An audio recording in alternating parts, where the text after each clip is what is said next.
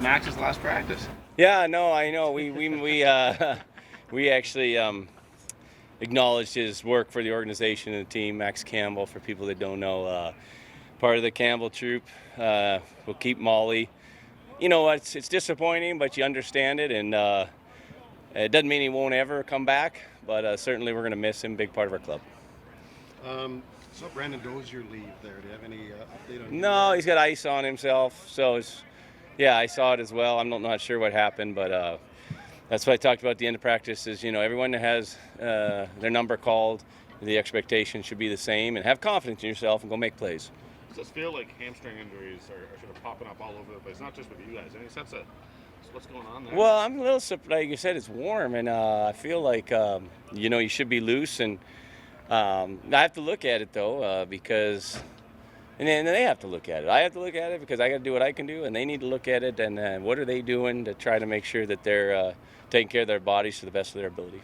Is this the game coming up? Is that like a football chess type of game where you're trying to tinker a little bit and you have to stop a quarterback that's doing really well? Like, is that one of those games where maybe the X's and O's adapt a little more, or is it like just no?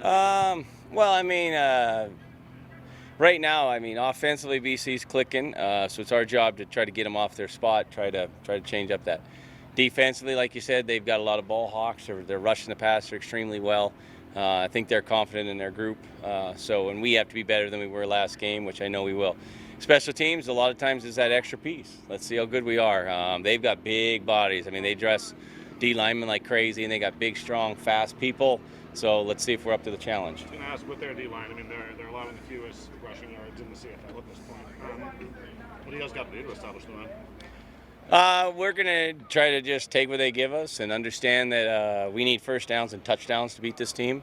We need to stay on the field. We got to keep their offense on the sideline. And ultimately, I've been pretty happy with our run game. We got to be balanced. When the pass is there, we got to take the pass. And if the runs are called, we got to try to move people. There is so much focus on their offense, but with that D line, I mean, they also have the most sacks, or second most sacks in the league. I mean, there are a lot fewer games, and Sask, is that D line sort of something you guys have to? Well, they're really fresh. They're good too, but they got kind of different bodies. They got some speed, they got power, they got some inside guys that are twitchy, and they've got, like I said, last game they suited up 10 defensive linemen. I mean, that's impressive that they have that depth at other positions to be able to do that. But they rotate them, but they're playing fresh and they're playing well. What are the challenges being on the offensive line when you're kind of battling against all sorts of different types of players on the D line? Just have to be more aware?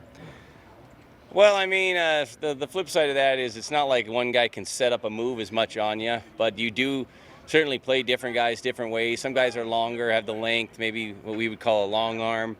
Other guys are a speed dip move coming around the corner, that have a two-way go that can still beat you on the inside. So just trust your technique and beat them to the punch. Get your hands on them first. Dave, you mentioned you were maybe a little disappointed in the way the receivers were played on in Ottawa. Have you liked the way they practiced this week? I have, and we've been practicing well across the board. I think even the young guys that haven't played as much are taking steps, and we got to realize as a team, you got to have faith that you've put the work in and that you can get the job done, and trust in the process and trust in your skill. I think that's the other thing. And if something goes wrong and you miss a ball and it doesn't work your way, then can you shake it off? Can you shake it off and come back the next one? Hopefully we can. And I think you answered this earlier in the week, but I missed it. I apologize. Derek Wiglin is 100th game.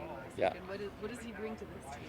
Yeah, I was talking to him on the way out today, and my joke was that he's got 900 more to catch Gio, and Gio's still rolling. So, but no, you know what he's done? He's a good leader. He's gotten better every year. He's got himself into the body-wise that he can handle the 18-game schedule. He's one of our most reliable guys. Plays every single game, and his leadership has been evident this year. Different than other years. He is our PA rep. We had a tough bit of camp with all the CBA talks, and Wiggles kept this team together.